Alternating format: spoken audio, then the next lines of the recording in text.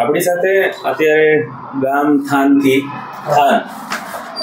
Than Wankaner એવો area છે કે જ્યાં સૌથી વધારે અમને ભગંદર મળે છે. જનરલી જામનગર પાસે થાવડી, આ સૌરાષ્ટ્રમાં આપણે અહીંયા થાન અને વેરાવળ, સોમનાથ, આ 3 એરિયા એવા છે કે જેમાં વસ્તી પ્રમાણે ભગંદર ખૂબ વધારે છે.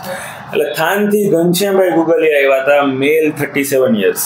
ઘનશ્યામભાઈને 2024 જાન્યુઆરીથી પ્રોબ્લેમ શરૂ થયું, એમને તકલીફ બધી શરૂ થઈ અને પછી આવ્યા અહીંયા. અમે MRI કરાવ્યો અને એમને ફિસ્ચ્યુલા હતું, સાથે સાથે હરસ પણ હતું. એટલે આ કેસ એવો હતો કે જેમાં અમે હરસ પણ કાઢ્યા અને સાથે સાથે ફિસ્ચ્યુલાનું પણ ઓપરેશન કર્યું.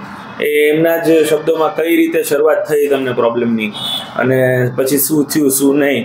પછી જે રૂટીનમાં દરેક પેશન્ટ ફિસ્ચ્યુલાના હોય ને બધા કન્ફ્યુઝ થતા હોય, એટલે શું થાય શું નહીં. પછી અહીંયા તમે કરાવ્યું, શું તમારો અનુભવ રહ્યો એ જણાવો.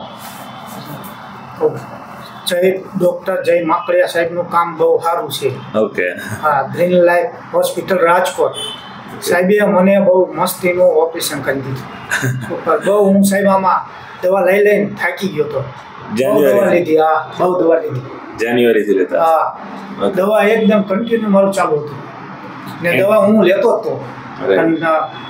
રાત થોડીક રહ્યા ને પછી પાછું થઈ જાય, થોડુંક રહી જાય. પછી તમારો આ વિડીયો મને મળ્યો યુટ્યુબમાં, એટલે જોયું ને પછી મેં કીધું મારા ભાઈને, મેં કીધું આપણે હવે રાજકોટ વહી જઈએ. મેં કીધું ડોક્ટર જય માકડિયા સાહેબને અહીંયા. રાઈટ.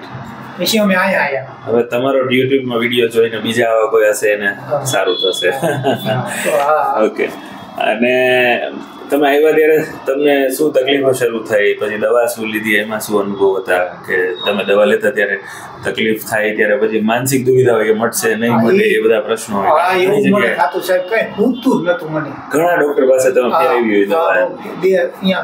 સુરેન્દ્રનગર દવા બહુ મેં લીધી. સુરેન્દ્રનગરથી દવા લીધી? અચ્છા. ઓકે. આમ કઈ મને પૂછે નહીં. બરાબર. એવા 7-8 મહિના બહુ હેરાન થયો.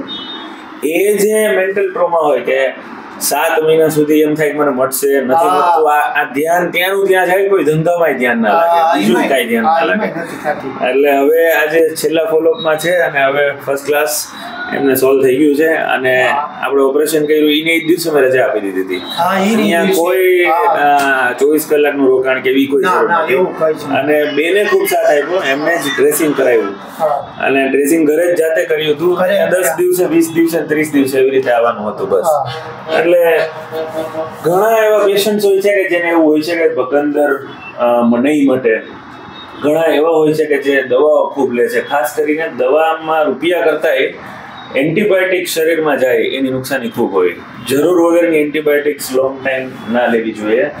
એ ભગંદરમાં એન્ટીબાયોટિક્સ લેવાથી ટેમ્પરરી આપણે પરુ નીકળતું બંધ થઈ જાય, પણ જેવું પાક પરુની દવા બંધ કરીએ એટલે પાછું એ થવાનું છે. સો જરૂર વગરની એન્ટીબાયોટિક્સ લેવાનો કોઈ મતલબ નથી હોતો ફિસ્ચ્યુલામાં. એનું પ્રોપર યોગ્ય નિદાન MRI થી કરી અને પછી એને ઓપરેટિવ પ્રોસિજર કરાય. સંડાસ પણ તમે રોકી શકતા હશો? સંડાસ રોકી શકો છો ને એમને? એટલે તમને અંદાજ નહીં હોય ઘણી વાર કે ભગંદરમાં મોસ્ટ ઓફ કોમ્પ્લિકેશન શું હોય કે કાપકૂપ પદ્ધતિથી કરીએ ને તો એમાં કંટ્રોલ વયો જાય, જે આપણે એટલે જ કાપકૂપ પદ્ધતિ નથી કર્યું. અને એમને તો 2 પાઇલ્સ હતા, 4 o'clock અને 7 o'clock. એટલે બંને પાઇલ્સ અમે એક પાઇલ્સ અમે કાઢ્યો, એકમાં સ્ક્લેરો કર્યું અને પછી ફિસ્ચ્યુલા કર્યું. બધું એક જ સિંગલ સિટિંગમાં ઓપરેશન હતું. એટલે ઇઝ ફાઇન. ટૂંકમાં આવા પેશન્ટ્સ માટે એ જરૂરી છે કે ગભરાવું નહીં, સોલ્યુશન છે. અને લાઈફમાં કન્ફ્યુઝન્સ થઈ જાય કે ભાઈ આમાં દવાથી આટલું કર્યું તોય, તો એના પણ સચોટ ઈલાજ છે અને કાયમી છે, શોર્ટ ડ્યુરેશન છે, 1-1.5 મહિનામાં જ પતી જાય છે. બરાબર, સારું. Okay okay.